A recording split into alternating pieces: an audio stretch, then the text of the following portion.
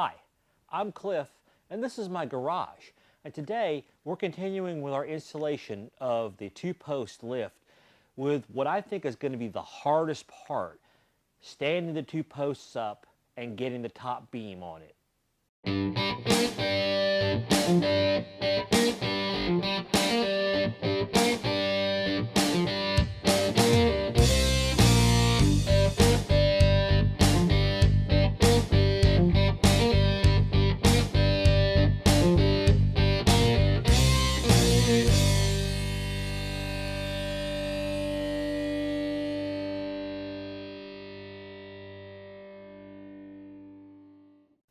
Hey, welcome back to the garage. And if this is your first time joining me, thanks for dropping by. So yesterday we got the lift unpacked and the ceiling opened up. Now comes what I think is going to be the really tough part, which is going to be getting hold of those two columns and standing them up into the opening in the ceiling. Now the way this is supposed to be done is the manufacturer says to put it together on the floor, and then once you got it all assembled, stand it up. Well, of course, that's not going to work for me. I've got to put the columns up individually and then put the top beam on. So this should be interesting. I did run across an issue with some shipping damage. What I discovered is that one of the columns, it looks like someone took, when the columns were laying down flat, ran a forklift blade inside the column and tried to pick the package up. And right there on the column, there's a flange where the top beam bolts on. And when they picked it up, it bent the upper lip of the column. So I contacted GarageAutomotiveEquipment.com and got into a three-way conversation with Atlas. And they offered me some compensation and some touch-up paint, and asked me to try and repair it myself, which I did by using a small sledgehammer. I just kind of carefully beat on it, and I was able to bend it back down into what I believe is a usable position. Still, I don't know what the compensation is going to be, and I need to get the paint, but basically I think I've managed to fix the lift. Hopefully, it'll all work out. Okay, so we've got all that removed. Man, I hate working with fiberglass. Ugh, it's nasty stuff. Because you can see there's another one of those braces right in the middle, and just have to work around them. I might, if I find that it's too much trouble, simply cut them out and then scab the replacement boards back in place after I'm done installing the lift. Right there you can see one of the other issues I got to deal with. That very heavy cable is coming from the panel box in the middle of the building and feeding power to the building next door through an underground chase. I think about 2 feet, 3 feet to the left there, it's pinned in place. I can remove it, or I can remove the clamp that's holding it, shuffle it around and push that more out of the way. So I think that's not really going to be a problem. Like I had hoped, I was able to take and move that clamp, whatever it's called, a thing to hold the wire, back, and I was able to move that wire probably 2.5 to 3 feet further back away from the opening, so it's now completely clear and out of my way. I don't have to worry about it anymore. I was also able to determine that those three braces that run along the length of the building, I'll be able to work around them. In fact, the two outside ones will be helpful in forming the framework for the well. The lift fits nicely between them with about 6 inches to spare on each end, so that'll be good. And also, it'll just have to straddle the middle one. The only difficulty I foresee is getting the top channel into place, working around that center board, and that's when that thing may have to be cut out and then scabbed back in later. So next, I got to figure out how am I going to stand these columns up inside that space. And one thing I could never get anyone to answer for me was, how much do the columns weigh? Now we know they're very bottom heavy, so that makes it easier because I'll be lifting the top part. The bottom heavy part, well, it stays on the bottom on the floor. But what I did was I said, okay, according to Atlas, the total weight of the entire unit is 1,385 pounds. I got a set of heavy scales and I began weighing each individual component that came in the package, and then subtracted all that weight from 1385 and divided it in two. I came up with a number. These columns weigh approximately 460 pounds each. So that's not really that much considering the various tools I've got to lift things. It's just very clumsy because there's really no place on the upper part of the column to get hold of it. So this is going to take some thinking. I'm not sure how I'm going to do it. I'll be back with you when I figure it out. Okay, so this is what I came up with.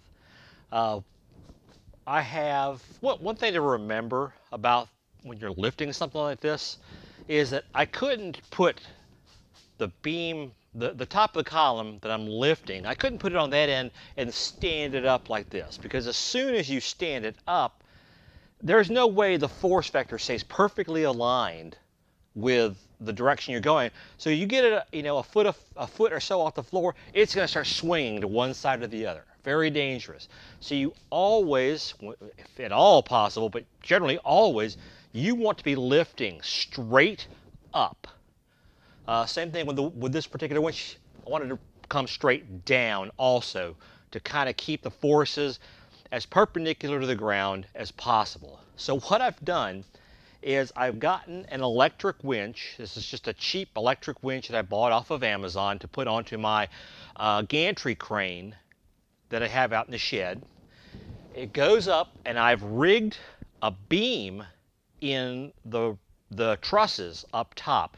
There is a 2x6 that's screwed to the braces of the truss, of two trusses rather, and then there's a steel beam that's sitting on top of it, and it holds it all together.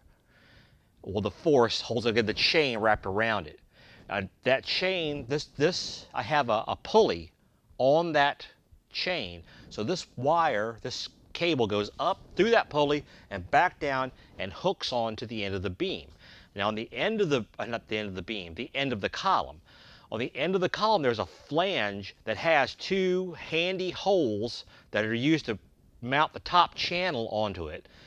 I ran quick links through them and then use that to attach a chain across the two, which I sure hope is plenty strong enough. Finally, on the end down there, I had the heavy end of the column sitting on some cardboard. I want to try and avoid scraping up the column, because as I pull this end up, this end should slide towards me. I'm hoping that it will just slide and the cardboard will come along with it. But if it slides on the cardboard, the cardboard stays and it just slides, I have some more cardboard ready to go to slide the whole column all the way till it's just about standing up. I think at that point it'll be close and I can simply tip it back and go vertical. That's the plan. Well, we'll see how it works. Okay, here we go.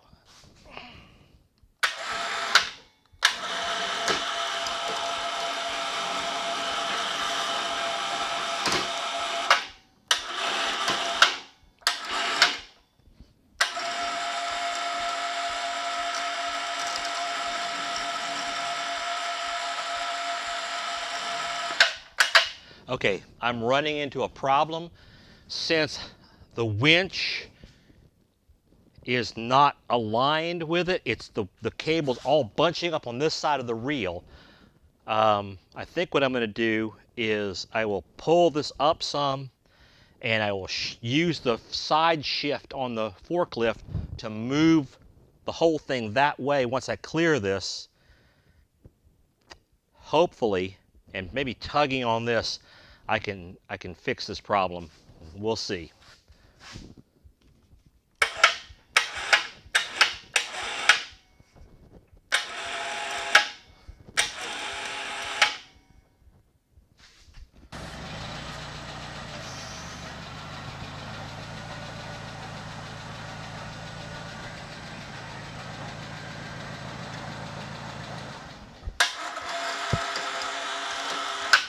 Wow. Forgot to pull.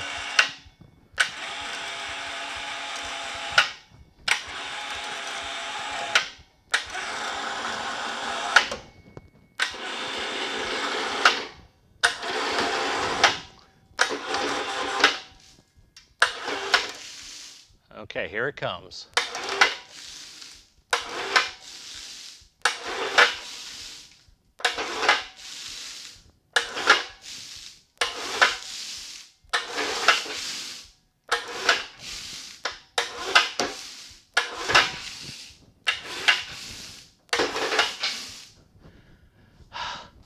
I'm getting very close to running in to that center brace. Oh, this is going to be a close call.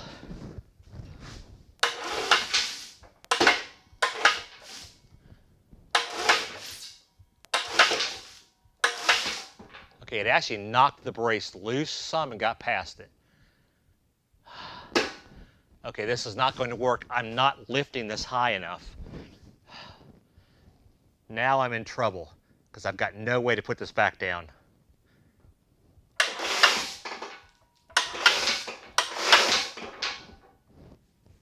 I can't lift it tall enough. Okay. This is a problem. Crisis averted. What I did was I took my Sawzall, I went up there and I whacked out that center brace. I'll just scab it over and repair it later.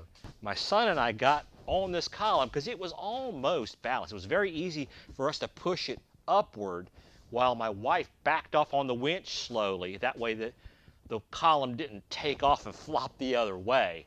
But so we've got it up. We're good. Now I just need to rig up a way to move this column over on that side and get it into place.